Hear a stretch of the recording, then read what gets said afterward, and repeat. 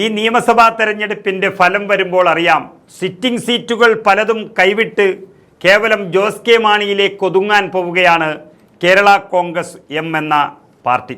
അതിൻ്റെ സൂചനകളാണ് ഇപ്പോൾ മധ്യ കേരളത്തിൽ നിന്നും പുറത്തു വരുന്നത്. ഒരനാഥത്വം വന്നു ചേരുമോ എന്നൊരാശങ്കയിൽ കേരള കോൺഗ്രസ് എം ക്യാമ്പുകളിൽ മൂകത പടരുകയാണ്.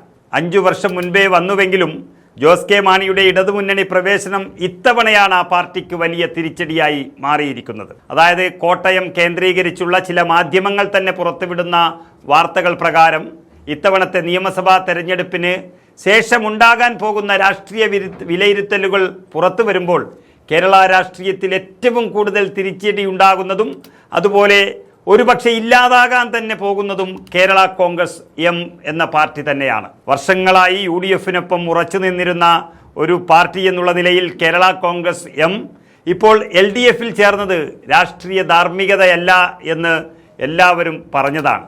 ഏതൊരു പാർട്ടിയും പുതുതായി എടുക്കുന്ന ഒരു തീരുമാനം കുറച്ചു നാളുകൾ അതിശക്തമായി മുന്നേറ്റമുണ്ടാക്കുമെങ്കിലും പിന്നീട് തകർച്ച കണ്ടു തുടങ്ങിയാൽ അത് നാശത്തിലേക്കുള്ള പോക്ക് എന്നുള്ളതിൻ്റെ സൂചനയാണ്. കരുണാകരന് പോലും അത് തന്നെയാണ് സംഭവിച്ചത്. ജോസ് കെ മാണിയുടെ കാര്യത്തിലും വിധി മറ്റൊന്നാകില്ല എന്നതാണ് ഉറപ്പായിരിക്കുന്നത്. കാര്യങ്ങൾ അത്ര എളുപ്പമല്ല ജോസ് കെ മാണിക്കും കേരള കോൺഗ്രസിനും എന്നാണ് പുതിയ റിപ്പോർട്ടുകളെല്ലാം സൂചിപ്പിക്കുന്നത്. സിറ്റിംഗ് സീറ്റുകളിൽ പലയിടത്തും കനത്ത പോരാട്ടമാണ് നേരിടേണ്ടി വന്നത് എന്നും ഒന്നും പറയാനാകില്ല എന്നും കേരള കോൺഗ്രസ് എം തന്നെ രഹസ്യമായി സമ്മതിച്ചു കഴിഞ്ഞു. പാലയും കാഞ്ഞിരപ്പള്ളിയും ഒഴിച്ച് മറ്റ് 4 മണ്ഡലങ്ങൾ, അതായത് റോഷി അഗസ്റ്റിൻ്റെ ഇടുക്കിയും സെബാസ്റ്റ്യൻ കുളത്തിങ്കലിൻ്റെ പൂഞ്ഞാറും ജോബ് മൈക്കിൾ MLA ആയിട്ടുള്ള ചങ്ങനാശ്ശേരിയും അതുപോലെ പ്രമോദ് നാരായണൻ്റെ റാന്നി മണ്ഡലവും ഏകദേശം കൈവിട്ട മട്ടാണ്. മന്ത്രി റോഷി അഗസ്റ്റിൻ്റെ ഇടുക്കിയിൽ ഇത്തവണ കാര്യങ്ങൾ ഒട്ടും സേഫല്ല എന്ന് അവർ തന്നെ പുറത്തുവിട്ട റിപ്പോർട്ടിൽ പറയുന്നു. പരമ്പരാഗതമായി UDF-നൊപ്പം നിന്നിരുന്ന ഈ മണ്ഡലത്തിൽ ഇത്തവണ കോൺഗ്രസ് നേരിട്ടാണ് മത്സരിക്കുന്നത് എന്നുള്ളത് വലിയ പ്രത്യേകത തന്നെയാണ്. കോൺഗ്രസിന്റെ വോട്ടുകളെല്ലാം തിരിച്ചു വരുന്നു. റോയ് കെ പൗലോസിലൂടെ UDF വോട്ടുകൾ പൂർണ്ണമായി കോൺഗ്രസിലേക്ക് തന്നെ മടങ്ങിയെത്തുമെന്നാണ് ഏകദേശം ഉറപ്പായിരിക്കുന്നത്.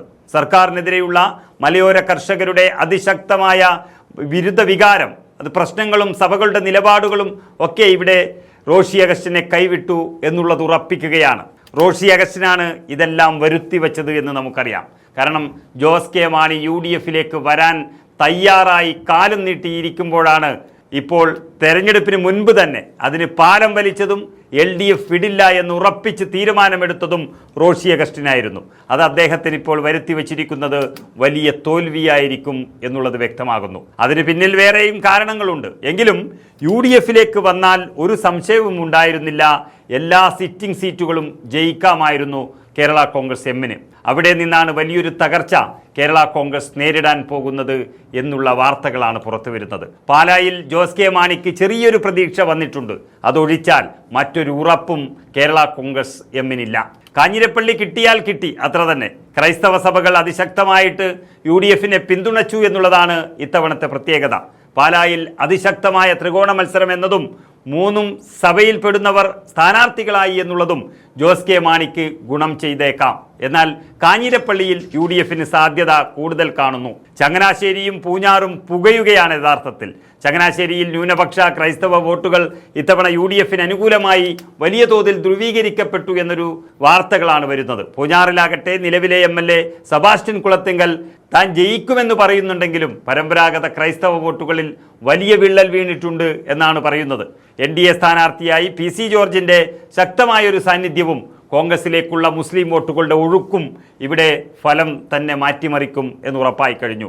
അതുപോലെ പത്തനംതിട്ട ജില്ലയിലെ റാന്നി മണ്ഡലത്തിൽ അത് ഒരു പ്രവചനാതീതം എന്ന് കണക്കുകൂട്ടുന്നുണ്ടെങ്കിലും LDF-ന്റെ സ്ഥാനാർത്ഥി പരാജയം നേരിടും എന്നുള്ളത് തന്നെയാണ് റിപ്പോർട്ടിൽ സൂചിപ്പിക്കുന്നത്. കഴിഞ്ഞ തെരഞ്ഞെടുപ്പിൽ വലിയൊരു ഇടത് തരംഗമുണ്ടായിട്ടും കേവലം 1000-ൽ കൂടുതൽ വോട്ടുകൾക്ക് മാത്രം പ്രമോദ് നാരായണൻ വിജയിച്ച റാന്നിയിൽ ഇത്തവണ സ്ഥിതി തികച്ചും വ്യത്യസ്തമാണ്. പഴകുളം മധുവിനെ പോലെ ശക്തനായ ഒരു നേതാവ് സ്ഥാനാർത്ഥിയായി എത്തിയതും 2020-യുടെ അപ്രതീക്ഷിത സാന്നിധ്യവും എല്ലാം കേരള കോൺഗ്രസിനെ ഭയപ്പെടുത്തുകയാണ്. NDA വോട്ടുകളിലെ ചോർച്ച കോൺഗ്രസിന് ഗുണം ചെയ്യുമോ എന്നുള്ള ഒരു ആശങ്കയും LDF-ന് വന്നിട്ടുണ്ട്. അങ്ങനെ കേരള കോൺഗ്രസിന്റെ കയ്യിലുള്ള 5 സിറ്റിംഗ് സീറ്റുകളാണ് ഇത്തവണ UDF പിടിച്ചെടുക്കാൻ പോകുന്നത് എന്നുള്ള റിപ്പോർട്ടുകളാണ് പുറത്തുവരുന്നത്. അതിന് സാധ്യത കൽപ്പിക്കുന്നതായിട്ടുള്ള അനുകൂല ഘടകങ്ങളും UDF-ന് ഒരുപാടുണ്ട് എന്നിരിക്കെ കിട്ടിയ സീറ്റ് സീറ്റും കൊണ്ട് ജോസ് കെ മാണി UDF-ലേക്ക് വരുമോ, അല്ല ജോസ് കെ മാണിയെ LDF-ൽ തനിച്ചാക്കി മറ്റുള്ളവരെല്ലാം UDF-ലേക്ക് വരുമോ എന്നുള്ളതാണ് ഇനി കണ്ടറിയേണ്ടത്.